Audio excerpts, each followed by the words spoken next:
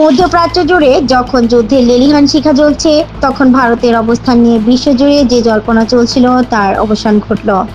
Iran Israel সংকটে মার্কিন নৌবাহিনীকে ভারতীয় বন্দর ব্যবহারের অনুমতি দেওয়া হয়েছে বলে ওয়াশিংটনের দাবিকে সরাসরি ভুয়া ও বানোয়াট বলে প্রত্যাখ্যান করেছে নয়াদিল্লি।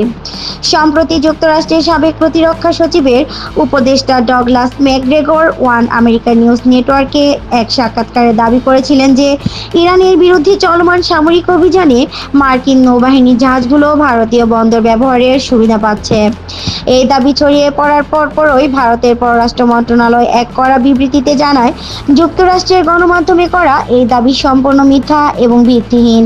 ভারত সরকার কোনোভাবেই মার্কিন নৌবাহিনীকে এই সংঘাতের জন্য নিজেদের বন্দর ব্যবহারের অনুমতি দেয়নি। এ ধরনের বিভ্রান্তিকর ও বানোয়াট তথ্যের বিরুদ্ধে সংশ্লিষ্ট সবাইকে সতর্ক থাকারও পরামর্শ দিয়েছে নয়াদিল্লি। ভারতের এই কঠোর প্রতিবাদের পেছনে সাম্প্রতিক এক রহস্যময় সামরিক হামলা কাজ করছে বলে মনে করছেন বিশ্লেষকরা।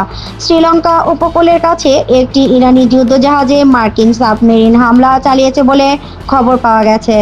উল্লেখযোগ্য বিষয় হলো, ক্ষতিগ্রস্ত ইরানি জাহাজটি ভারতের আয়োজিত একটি নৌমহড়ায় অংশ নিয়ে ফেরার পথে এই হামলার শিকার হয়। নিজ আঙিনায় আয়োজিত মহড়া থেকে ফেরার পথে বন্ধুর উপরেই আক্রমণে ক্ষুব্ধ হয়েছে ভারত।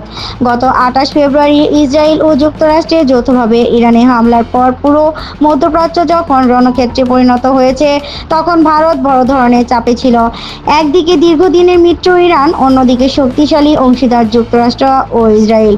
তবে বর্তমান পরিস্থিতিতে বন্দর ব্যবহারের অনুমতি না দিয়ে ভারত স্পষ্ট করে দিল যে তারা এই আঞ্চলিক যুদ্ধে সরাসরি কোনো পক্ষের হয়ে জড়াতে আগ্রহী নয়। নাহিদা, কথা টিভি 71, ঢাকা।